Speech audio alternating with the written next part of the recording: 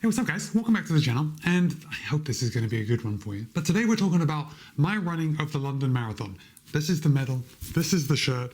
I actually had to look for the shirt because I misplaced it already. And I'll be totally honest, I found it in my kind of throwdown bin where I keep all my clothes that I'm just going to throw down at other races because I just don't like this kind of maroon color for this t-shirt. What do you think? It's just not a color that I would naturally gravitate for. But I was glad I didn't give it to Goodwill or anything because it kind of fits for this video. Anyway, this is the medal. See that? It's a pretty nice medal, but for now I am just going to hang it behind me.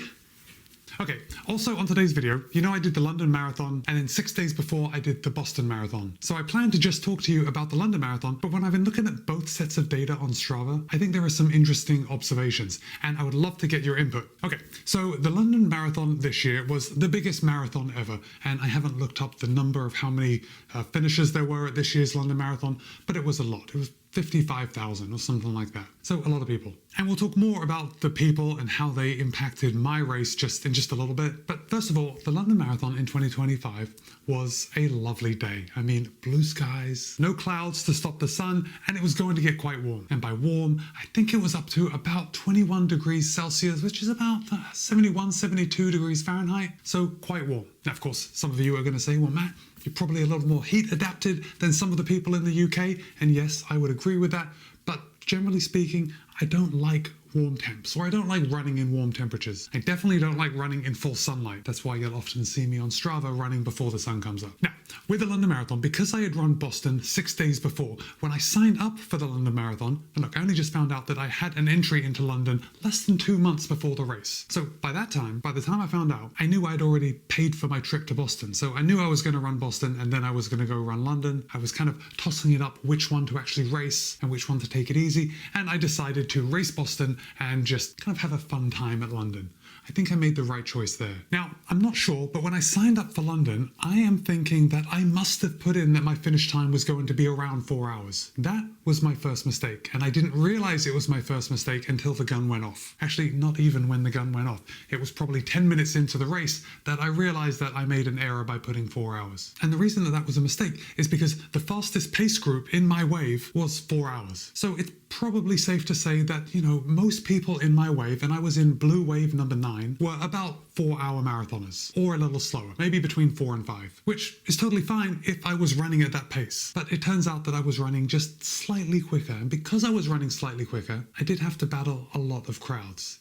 Now, let me put the start line up on your screen right now, and you can see that I was in blue wave. There's also a green wave, a yellow wave, a red wave. And on the map right here, you can see the blue start line, and then just north of that is the red start line. Now, blue and red are the biggest groups. And the London Marathon starts the blue wave and the red wave on different roads for about the first mile or so. And for that first mile, everything was quite good. In fact, I could see the open road in front of me. So I thought, yeah, there's not many people in front of me. It's going to be fantastic. Like, the people that started before me are already like so far in front that I'm never going to catch up with them. Like, that is quite literally what I thought when I started the race. I thought I was going to have an open course in front of me.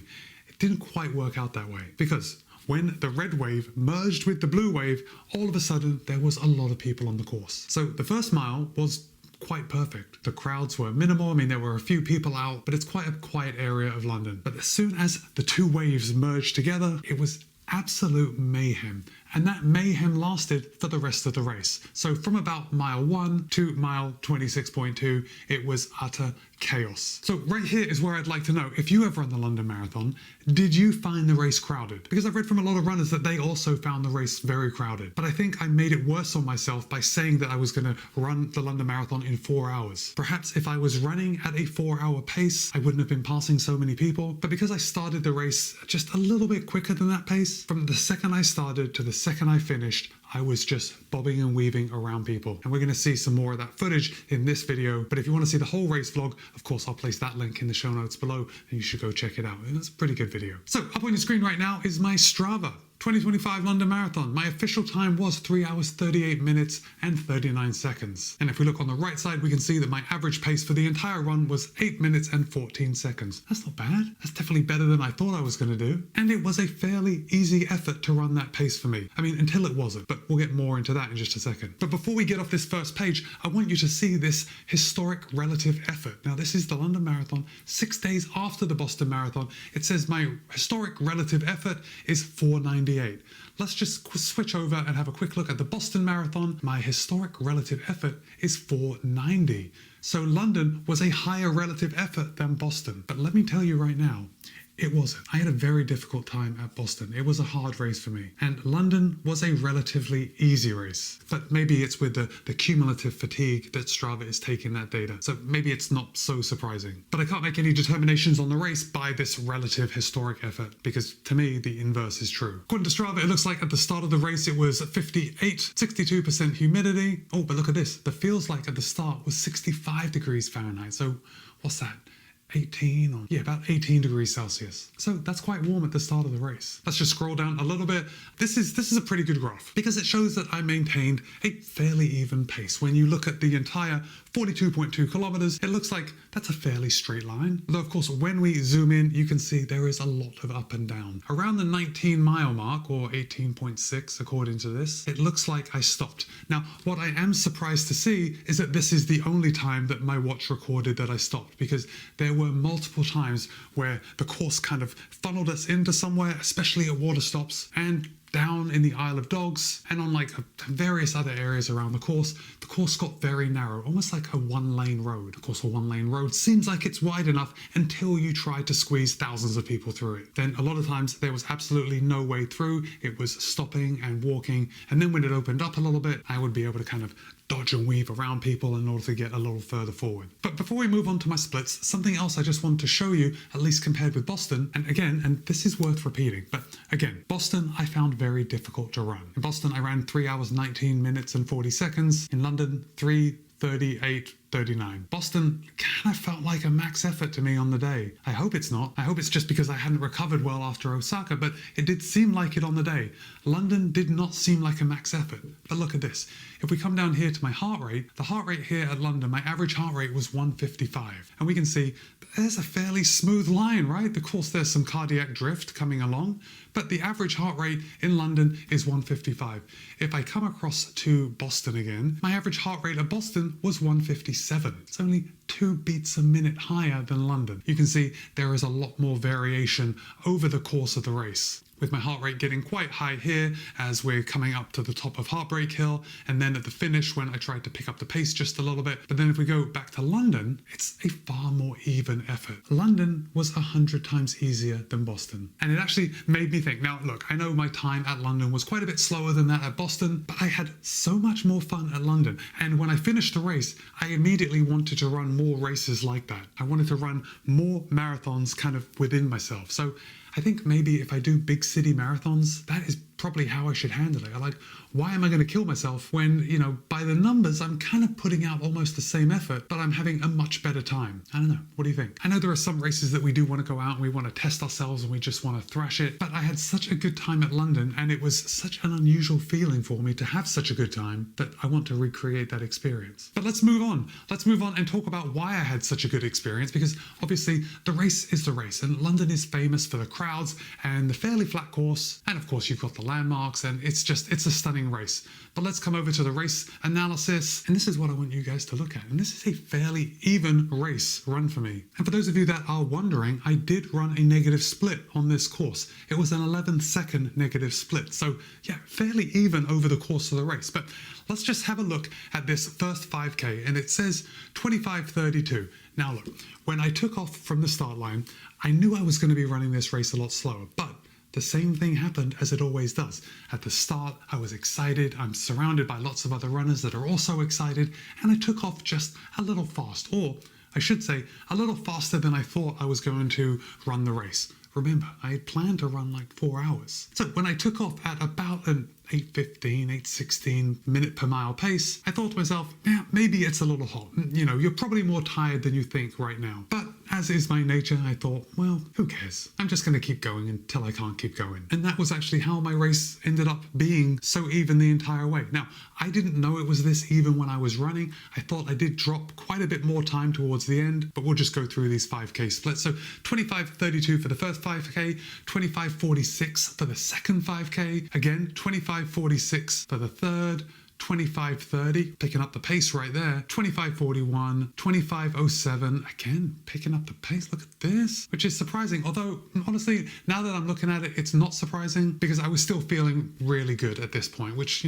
is often a little surprising when you're at like mile 18. But 26:01, so I slowed down a little bit between 30 and 35K, and then the final 5K, 25:32. So actually this last 5K, or, the last 5K before the final 2K, you know what I'm saying, like the last full 5K. The last 2K doesn't really count. But this last 5K between 35 and 40 was the same time as my first 5K. So I'm pretty happy to see that. And I didn't actually notice until I opened my computer on Strava to make this video for you guys that I'm seeing that it was exactly the same. So I'm actually pretty impressed with this pacing. And in hindsight, the race went even better than I thought it was going when I was running it. Now look, I don't want anyone to think that I'm kind of bragging that I ran such an even pace, because this is not my style. This is not how I usually do things. I find it very difficult to pace when I'm racing at max effort. As you have seen, if you've seen any of my other race analysis from other races where I really tried hard to run fast, I usually take off just a little too quick and then I slow down at the end. It's textbook. But on this race, even though I was admittedly taking it easy, I was still getting tired towards the end. But obviously not tired enough for it to drop my pace, just tired enough for things to be a little uncomfortable. Now, if you ran the London Marathon, this next part is what I want to hear from you, because I thought they didn't have enough water on the course. And I realized that it's probably just because it was so warm out and I needed more water than I usually drink on a run. But the water stations were only every 3 miles or so. It really didn't seem like there was water often enough, and I found myself being thirsty for most of the race. Now, the only thing that saved me was that they were giving out tiny little water bottles, so I was able to have a sip and close the top and then kind of put it in my pocket or just hold it in my hand and then take a sip a bit later. Now, I should say that at the water stations that they had plenty of water. They were never going to run out of water. At least I don't think so. I mean, there were probably another 20,000 people coming behind me, but when I ran through it seemed like they had plenty of water there. I just needed it more often. So if you ran the London Marathon, I would love to hear like your opinion on that. Did you need water more often than they were giving it to us? Drop a comment and let me know. Now, of course, I live in the United States right now, and usually for races over here, they're going to provide water stops every mile or so. I mean, sometimes 2 miles, but more often than not, it's every mile. So every 3 miles on a hot day like that, it was hard to kind of wrap your head around. However, what I did notice was that there were a lot of runners wearing hydration packs. So maybe that's just how they do it in the UK? I don't know. It's been a long time since I've lived there, and I wasn't really a runner when I lived there. So I don't know, like the more people run with hydration packs, I know that a lot of races that I run it, well, let's just say the Boston Marathon. Are you allowed to wear hydration packs? I don't know. But even if you are, not many people do, because the water is constant. The drinks are constant. Now that I'm just talking about it, I think the same thing was in Berlin. I don't think they had water stops every mile or every couple of kilometers. I think it was every couple miles. Oh, I know. It was also in Osaka. I remember complaining, if you saw that video, I think they didn't have a water stop for the first 10K. And then after it was a little more regular, but it definitely wasn't every mile or every couple of kilometers. Anyway, that's neither here nor there because I made it to the finish just fine. But there were a lot of people that didn't make it to the finish. And this is where I think that maybe my heat training might have benefited me somewhat at London with the temperature getting up to 71 degrees Fahrenheit. Because even though I was thirsty and I was uncomfortable because it was warm, it was never more than I could handle. Like I knew I could make it to the finish. It was just a little uncomfortable because it's hot. Now, what I did see was a lot of people walking. I don't know if I've ever been in a race where I've seen as many people walking as I did in London. And then when I got to the end, let's say the last 3 or 4 miles, it just turned into a war zone. I mean, complete carnage. There were people laid out on the side of the course with police and medics all around them administering aid. Several people were just laying out seemingly unconscious with like other people pouring water over their head to keep them cool. It was a real mess. Now, I don't know if extra water stations would have fixed anything. Maybe, maybe not. I think maybe it was just, a little warm to run a marathon at your best. Okay, let's just flick through a couple different things. Let's go to segments. That means nothing. Laps. Again, that doesn't really mean anything. Best effort. Okay, let's go up here. Pace distribution. All right, here we go. This is much more indicative of a very comfortable race. We can see that I was in zone 2 for 3 hours and 15 minutes. Let's just take a quick peek over at the Boston race. Let me scroll back up here. Relative effort. Where was it? Pace distribution. There we go. Yeah, you can see I was evenly split between endurance and tempo. So obviously Boston was a much higher effort. And if I come back over to London, yeah, I think that really just explains perfectly why I had such a fun time at London. Because for most of it, I was running at an endurance pace. I've got to be honest, the last couple of miles didn't feel like an endurance pace. It really did feel like I was putting in an effort. And I think my heart rate reflected that. But let's just go over to the heart rate distribution. So my heart rate was quite high. I mean, you know, there's a lot of threshold effort in this race for what was somewhat an easy effort. And then let's just run over and compare this to Boston again. Heart rate, oh, actually very similar. So 157 in tempo, 101 at threshold. Back to London, 51. So 10 minutes less at threshold pace at the London Marathon than I did at the Boston Marathon. And then about 25 minutes more at tempo pace at London over Boston. So that's it. That's my London Marathon breakdown. What do you think? Definitely drop a comment and let me know your thoughts on how the race went, you know, based on all the information, the heart rate, the pacing, the being fatigued. Oh, something I do want to mention is that, okay, so the race happened 6 days after the Boston Marathon. So 5 days after the Boston Marathon, I was still feeling quite bad. Like my legs were very sore. I really didn't know how I was going to run a marathon. I mean, I knew I was going to run a marathon, but I didn't feel happy about doing it. Like my legs were really sore and the thought of running 26 miles just wasn't very pleasant. Now, fast forward to race day, I started off the race feeling quite good. And then after the race, I also felt quite good. Again, you know, tired legs. You run 26 miles, you're going to be a bit tired. But in the days since London, I have felt remarkably good. Now, not normal, but remarkably good. And I would say that 2 days after the London Marathon, I felt 10 times better than I did 5 days after the Boston Marathon. So I made a joke about it on some comment on the video that perhaps the best way to recover from a marathon is to run another marathon. Now, clearly that can't be true, can it? No, it can't be true. Although it is interesting. Okay, I know a lot of you have been asking, like, Matt, what is your next race? And to be perfectly honest, I don't know. I am going to be trying to get into Tokyo, and I'll tell you guys right now, if you've made it to this point in the video, you know, not many people have, but if you've made it to this point, then you guys are my ride or dies. So I'll tell you that I'm thinking of going for a charity to get into Tokyo. I think that's the only way I can be sure of getting a spot. So if I do choose to do that, I may be asking you guys for some donations to help me out to reach that goal, to get to Tokyo. I mean, actually, if I go by charity, it's not really about me running Tokyo, it's about contributing to the charity. So I'd love to hear your thoughts on that. Is that something do you think is a good idea? I really want to get into Tokyo and I'm not sure of another way to actually be sure of getting in. I definitely can't rely on the lottery to get in. But let me know in the comments. Let me know if you would be willing to donate $1 or $2 to whatever charity I run for. I'd love to do this quick poll to find out if it's going to be worth it. All right, guys, we come to the most important part of the video, and that is your proof. The proof that I demand that you show me that you have been here for the entire time. That is the emoji. Now, I think somebody asked in the last video, Matt, how do you know that we don't just go to the end of the video and get the emoji? And honestly, I don't know. But you know what? It seems like a lot of work to just flick to the end of a video to find out the emoji, to add a comment without knowing what the video was about. Maybe I should start putting the emoji about 60% into the video. That way, if you forward to the end, you won't know where it is. Anyway,